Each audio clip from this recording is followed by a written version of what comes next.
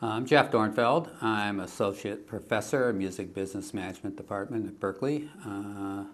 I teach intermediaries course, which is managers, agents, and attorneys, how they work together. And I also teach concert promotion and touring courses. Teach introduction survey courses and faculty advisor for the student-run record label. My previous experience is from management. Mostly focused on touring. I did manage the band Boston in the 80s, where I was the one that took them from, which was CBS at the time, which is Sony now, to MCA. And so the third stage album with the hit Amanda and then. And prior to that, I was tour accountant for Ozzy Osbourne, tour manager, tour accountant, lighting designer for Sammy Hagar. And prior to that, I was in college. Fortunate enough to go to the Fillmore Auditorium and see Jimi Hendrix and Jazz Joplin on the same stage with 200 people because Jeff's airplane canceled that day. You don't have to go that, you go pretty far back, and I think artists who toured, who headline toured, even in the 70s were making money, but then it was, you toured to sell your records. Today, if you look at something like Radiohead, you give away your music to sell your tickets. So the revenue source of touring just eclipsed. I mean, there isn't even close to what you can make from tours. Major artists make from tours than they make from records. Even in a quick calculation, if you sell 2 million records and your royalties are whatever they generate, say $250, even give Ben Fidelity $3, including everything, that's $6 million. Calculate out a show. Everyone knows what tickets are. Not unusual to have a $100 ticket, 20,000 seats. It's $2 million gross. Artist is probably going to walk away with 50 to 60%. How many shows do they have to do before they've made more money than they made off that record? And that's a big record considering last year, I think, what was the biggest record? High School Musical, Rascal Flatts, 4 million. Sales, not close, not even close. And that doesn't count the other revenue sources that we could talk about a little on how artists make money on tours. It is very tough. The thing is, because of the cost of doing business today, the cost of fuel, if you have a van, even if you convert your van to McDonald's grease, it's still the conversion costs are expensive. And, cost of staying somewhere, but I guess you can always sleep in your van and sleep in, have street teams and people there and sleep in their houses. There are ways of doing it. I know a lot of bands have done it. Every band has probably done it at a time of their career. They have to start somewhere. And eventually, you develop and build an audience. I wouldn't advise someone to just try to conquer the country right off the bat. Try to conquer a region where you can afford to do it. And if you can expand from that, then you can move out slowly and start getting paid for it. We have to earn our way. No, there isn't anyone who's going to pay for you to play in front of an empty house. So you have to draw people. And eventually, hopefully you can, and eventually, hopefully, you can be one of those bands. Every band from U2 on up, they've all played club circuit at one time in their life. So it has to be done. So. There are internet resources that you can trade gigs, meaning that if you can work with a band in another region where they'll use you as their opening act and you'll offer them gigs in your region as your opening act. So you'll both kind of help each other break new territories that way.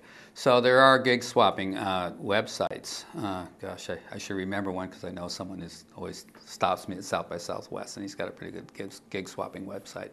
But there are things that absolutely do that. There's a electronic press kit company called Sonic Bids. They put up electronic press kits. You could be a member with them. They have over 125,000 artists as members, and a lot of conferences use that company to submit submissions to perform, like South by Southwest and different conferences and music events like that. So there are ways of doing this on your own. Has it changed? It's changed, obviously. It's been consolidated a lot. If we're talking about the big touring companies and the big concert promoters, they've consolidated. Touring has basically, been the same, but ticket prices have obviously gone up dramatically compared to actually expenses. Tickets, the cost of doing business is less than the revenue coming in. The change initially, if we can go back, artists used to play for flat fees. Then eventually, when they did that, like there was the Fillmore Auditorium, the Electric Factory, and Tea Party, and different venues that promoters owned, and they brought artists in on the new wave of artists. If we're going way back, so Bill Graham's probably the most famous at the Fillmores. They were playing flats. You play, you get paid. Then eventually, artists start figuring out that people are coming to see us. We should get paid more. So those rooms actually closed down because they could not afford those artists. That's what eventually happened. And they paid them much greater flats. And then eventually they started to do percentages. A little percentage of the door. Peter Grant, esteemed manager of Led Zeppelin, figured out people come see Led Zeppelin, they come see Led Zeppelin. They do not go see who's promoting the concert. They do not go see the venue that they're playing in. And because of that, we should have a much greater percentage. The percentages eventually got up to 90% of the gross box office receipts after all documented expenses, which meant that the band at the split point, or close to the break-even, the split isn't always at the exact break-even, made 90 cents on the dollar profit. So if we look at shows today, why are ticket prices high? Why do things cost so much? Most businesses, where the profit ends up is the one who's driving ticket prices. So we can say it was, the promoter, and then we could talk about how that changed too. But no one's twisting someone's arm to take 90%, or no one's twisting someone's arm to take a guarantee of $300,000, $400,000, $500,000, whatever it is. So ticket prices are up. But are they up more than going to anything else? I don't think so. Buy a ticket to the World Series, you're going to pay it. Buy a ticket to the Ryder Cup, you're going to pay it. Buy a ticket to the theater, you're going to pay it. So everything is up. The biggest change, I guess, in the business, I should try to keep this shorter, was when Sillerman started a company called SFX and started buying concert promoters up. And what he did is he was purchasing all those businesses and putting them under one umbrella called SFX. He was purchasing also venues because the promoters own the venues. And when you're paying 90% of the split to the artist, you better figure out somewhere you're going to make money. So if you own the venue, you can make money. And the reason that can happen is that the venues are sponsored, the venues have parking, the venues have what they call facility fees. The venues have what they call concessions.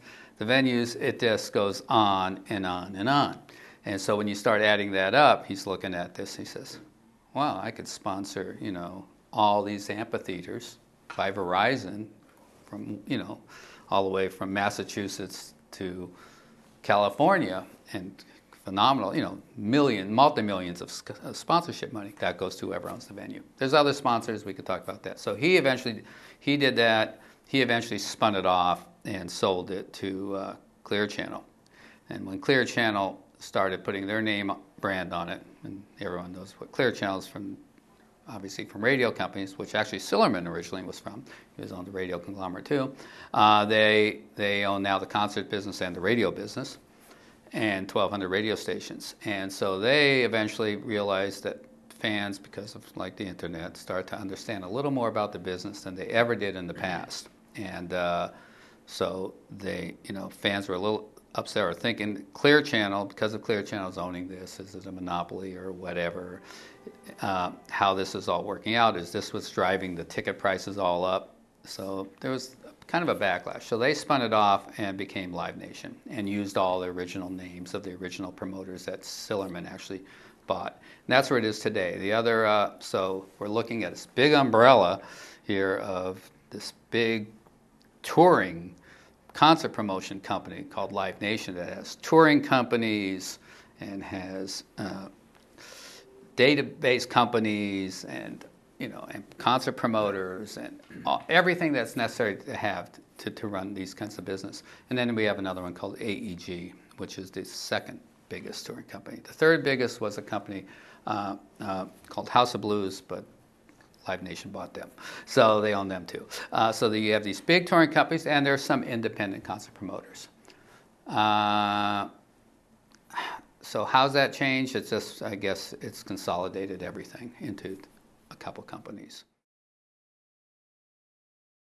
They promote all different size shows. So you can have a Live Nation promoter actually promote all the way down to a 600-seat club, possibly even smaller. They do own clubs. It's to their benefit to develop new artists, because if you're looking at the fact that you own facilities that seat 20,000 people, 5,000 people, and they own all the way across the board, and those facilities are sponsored, which means each one is generating millions of dollars a year from sponsorships, because they're all named, you don't name a venue the TD Bank North Garden because that seems to just roll off your tongue nicely. It sounds good. You name it because someone's paying you to have the association with the building.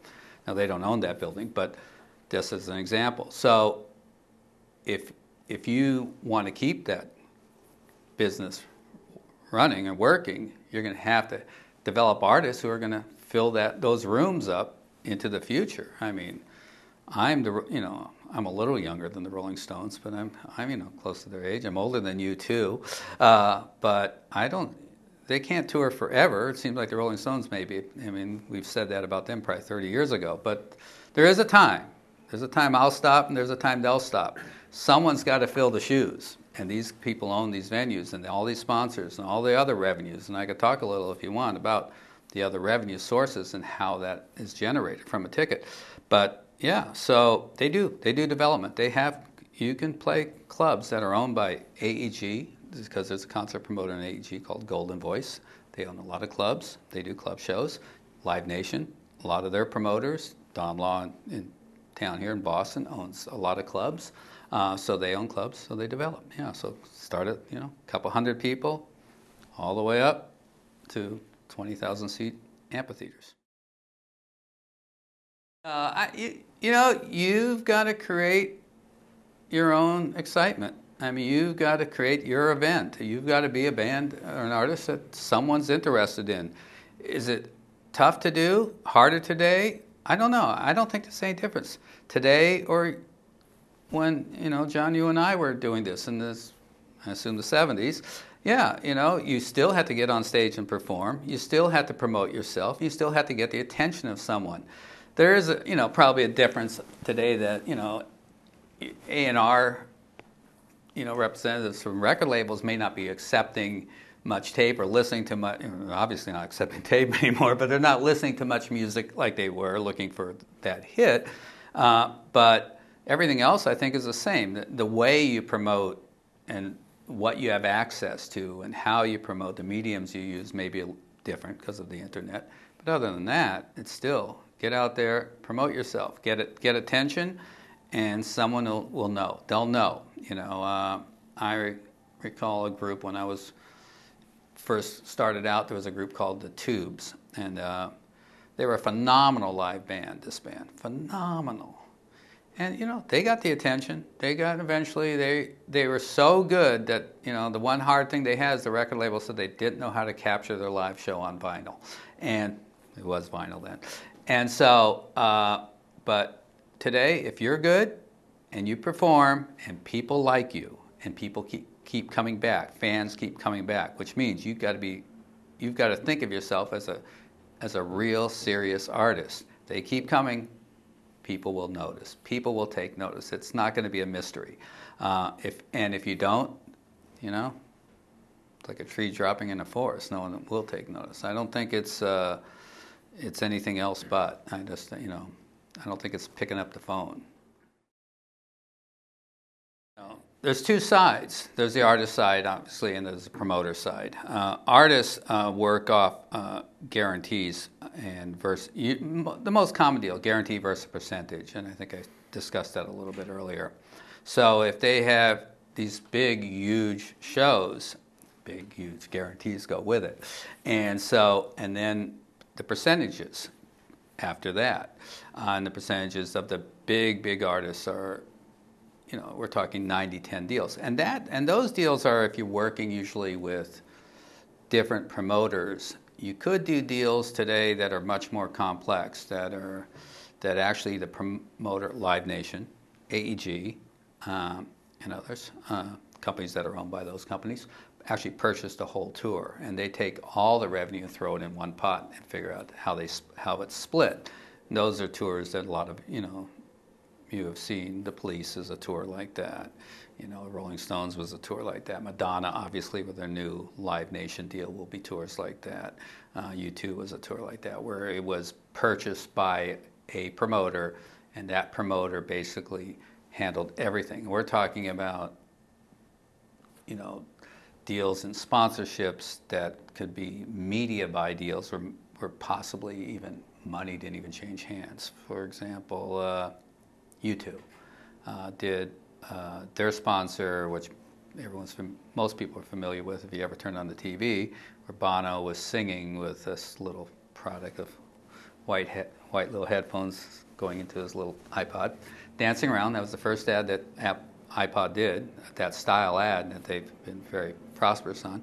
$100 million media purchase for U2 Apple. No, the money didn't change hands. Well, if you're U2 and you're an older band like that, I guess that's old today. I look at them as a young band. But you're looking at outlets to get your music heard. Well, there it is, all over the TV. If you're selling tickets for your tour, and they sold a hell of a lot of tickets, you're looking at a way to promote the tour. Well, that promotes the tour. All of a sudden, you've lowered your cost of marketing your record, you've got an outlet for your music, you lowered the cost of marketing your tour, you got an outlet to sell the tour, and the company who wants to associate their brand with your brand gets to do that and markets their product. And the money isn't necessarily changing hands. It's just both companies are benefiting from this major media buy, which Apple would probably do anyhow in another way. And of course, then they had their U2, whatever, iPod. But so there's those things. So if they're looking at, they have that, and then or they have specific sponsors for the artist side where they get actually paid plus media buys, and it could be in the millions of dollars. Then you go on to the promoter side, and I've already mentioned sponsor for the building, sponsors for the concert series at these venues. So they'll have someone like, Budweiser is real common in that. Budweiser will sponsor a bunch of shows.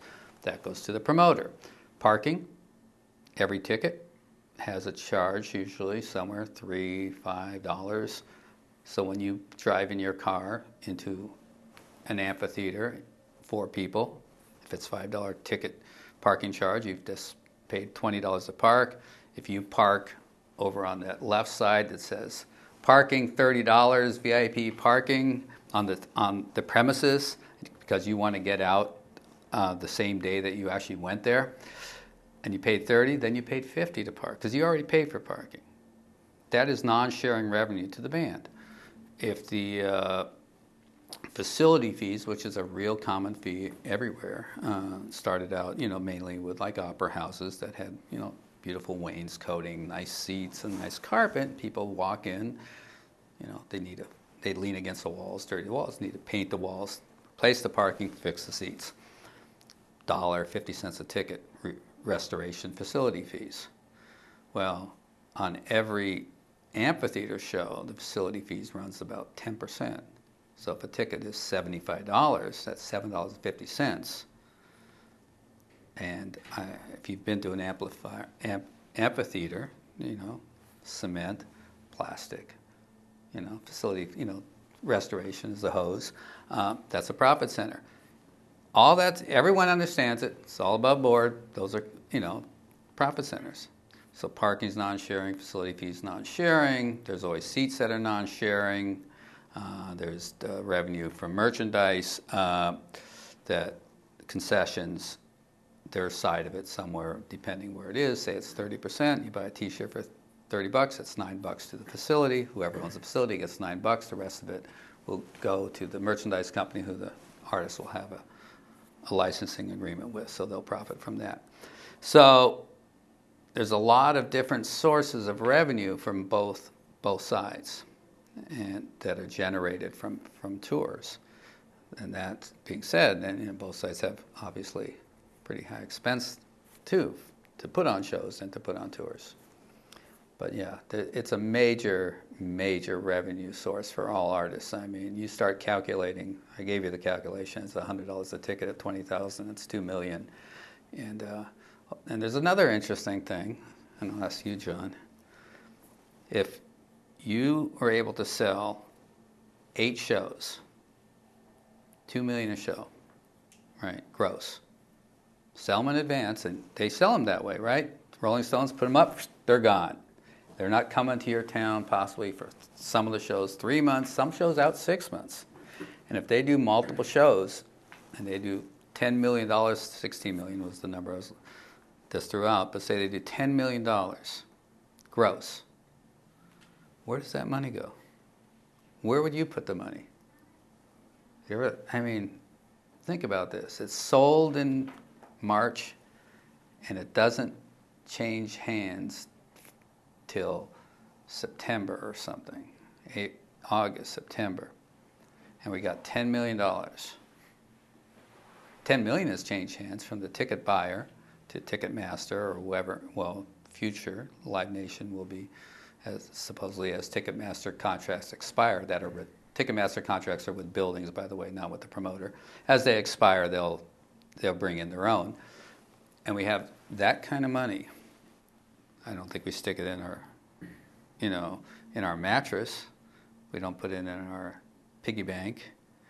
Put it in an escrow account that probably earns, what, minimum 5% today? Easily. $10 million a year, simple interest.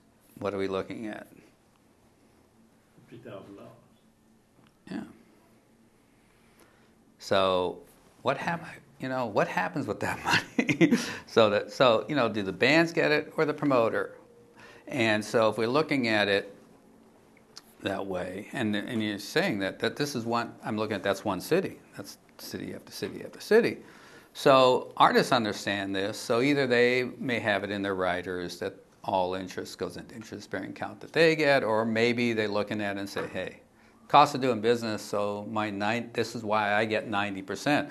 Or if it's in a amphitheater, the percentages can actually go higher. And I have seen deals, I've seen them where it's 100% zero. And why? Because facility fees, parking, concessions, interest, different, seats, box seats that aren't in sharing with the artist, things like that. So all that has something to do with the cost of doing business and how these companies make money. It's not, the ticket is one part of it, and there's everything else for the promoter side. The artist side, it's a ticket, obviously, and sponsorships, and then we have endorsements and other things. But so if you look at tours and you look at this, you say to yourself, yeah, there were people playing music, in the Roman days before, those tragic games. And it started then. They didn't have recorded music then. And they're still playing music today. Internet, no internet, space travel, whatever. I don't give a damn. We're playing music on stage. And what it generates revenue for an actual artist who's successful. I'm not, and that's what we're looking at, because that's what supports the whole business, by the way. The bigger the art, if you have these artists, everyone benefits down the road. I don't know if these numbers are exactly correct. You can look them up. But someone once said, before Tiger Woods got into golf, the average PGA holder on tour made $60,000 a year. After Tiger Woods, the average golfer made $360,000 a year. Why? Because Tiger Woods drove that business so high with endorsements and sponsors, and ticket prices go up and people follow it. I think it's the same in the touring business. I think we need, I don't know if parity is the best. We need big artists to keep driving it, support all these things. Advances and splits, everything is saying, this is the kind of business we can do. And based on history of that artist, history of the region, competitive tours, what other tours did the previous year. So if you can, show that you can go out and sell hundreds of thousands of tickets and do it like that, big advance, very high split. And like I said, now with these big tours, all basically encompassing tours, some of them where they sign with the promotion company, Live Nation, where they do the sponsorship deals, the building deals, the DVD deals. I mean, we're talking, this is just on the touring side. Merchandise deals, all that stuff is handled by them. There's been tours where artists have been guaranteed $100 million, and then they would actually, from there, everything would, different than doing separate deals, that everything would be cross-collateralized, just like a record deal, right? Cross-collateralized, this show with this show with this show with this show. At the end of the day, we calculate what the promoter side gets and what the artist side gets. I'm not, I don't know how the ins and outs of totally of those shows. I haven't seen those deals, but yeah, those are pretty high profit, high end deals, and the cost of, obviously it gets back to that same example I gave, a simple example, cost of money. And so if they generated all so much advance, there's a lot of potential money there. Merchandising is great. I mean, think about this, someone is actually paying you to walk down the street wearing a sandwich board. I recall they used to pay people to do that. Now, Bill Graham was the kind of started Winterland Productions and realized that people want to buy T-shirts because they were tie-dyeing shirts for the Grateful Dead and stuff.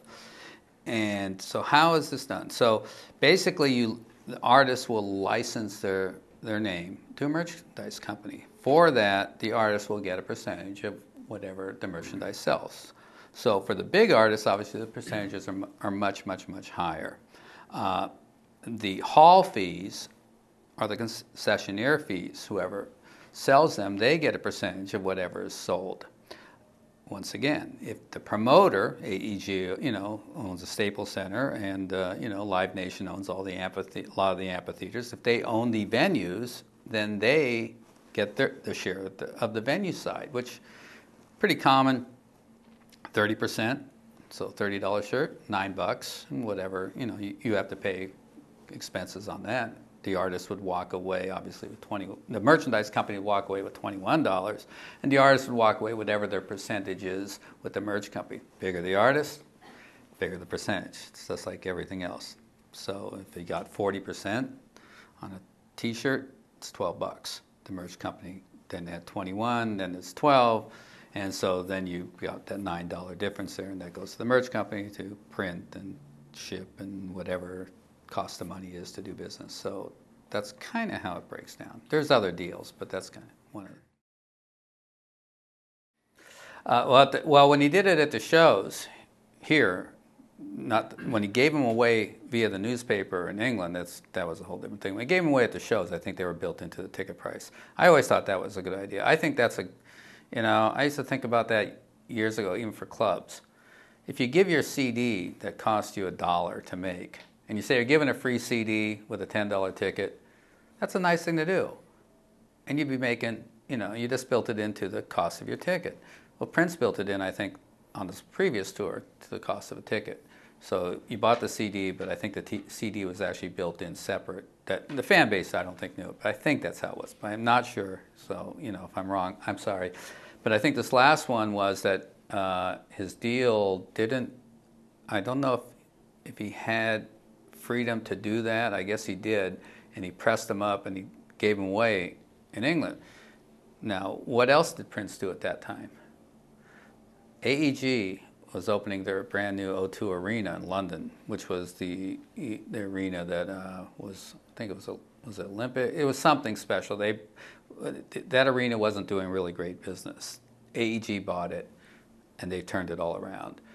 Prince gave all those CDs away via what I forget the paper that he gave it away in, but anyhow, he has sold somewhere, I don't know, 12 to 20 shows in this 20,000 seat arena. So what does that tell us? It goes right back to the same thing. If we can get our fans to buy tickets, and tickets today on a major arena show are $50 to $100 average, and you're generating 90-10 deals, which will generate probably somewhere 50 to 60% to the artist. Boy, that seems like a good plan to me. All of a sudden, it seems like a good thing. My music is marketing my other revenue sources. Record companies, I mean, I don't know how that plays to them, because there isn't any that participate in any of those acts that I've just mentioned. They don't participate in tours. They may participate in merchandise, but it's a separate deal. Record companies do own merchandise companies, but the deals are separate. Should be separate. Ray Waddell wrote a book on touring. He had Jake Berry as one of the co-authors. Jake Berry is one of the premier production managers in the business. He does the Stones, and I think he did U2, and he's done Bette Midler. He's done a lot of big tours. So, I mean, I don't know how much Jake Berry picked up the pen, but Jake Berry, really does know the back end of the business. So if you can get someone like that, I looked at it, and it's a really good book. For me, I think it's the best book on touring. I look at touring, and I tell my students, and when I first walk into my class, is that I'm either going to ruin a live show for you or make it 100% better. So if you walk in and you love everything you do when you go to a live show and you walk out feeling great because you just focus on that performance, you got to make sure you want to learn all about this show, because you're going to walk in now after this course or after reading Ray's book. You're going to look at everything else. You're going to know how much the artist is potentially going to make that night. You're going to know how long it took to put those sound and lights up. You're going to know why, Budweiser signs are there. You're going to realize that, sponsors are just like when you played Little League, and that fence that you hit your home runs to said so-and-so's hamburgers, so-and-so's ice cream, so-and-so's donuts, because they underwrote your Little League and pay for your bats and your balls and everything. Well, sponsors underwrite everything on these buildings and tours, so you're going to understand all that. And you're going to look at a show different, and you're going to understand why the ticket, how much is made, how it's broken down, how they take the taxes out, which is another whole subject matter, and all these different things. So if you read a book, take a course, you're going to look at it. I think it's much more enjoyable. I think there's much more to it. You'll get there early just to see it all happen, because you'll realize, wow, someone walked into this venue that morning and it was empty. There were 4 walls there. And I look up and there's a lighting rig, thousands and thousands and thousands of pounds, and a sound system hanging over these people's heads, and a stage that was never there, and pyrotechnics that were never there, and all this stuff that someone actually put all this together and backed up, 6 45-foot semis, or in a big outdoor show, 45-foot semis, and actually built this thing so that I could see the show. And you say, maybe $100, if it's special enough, I realize what I'm getting. So that's the way, if you read the book, take the course, that's what you walk away with. You can understand this business.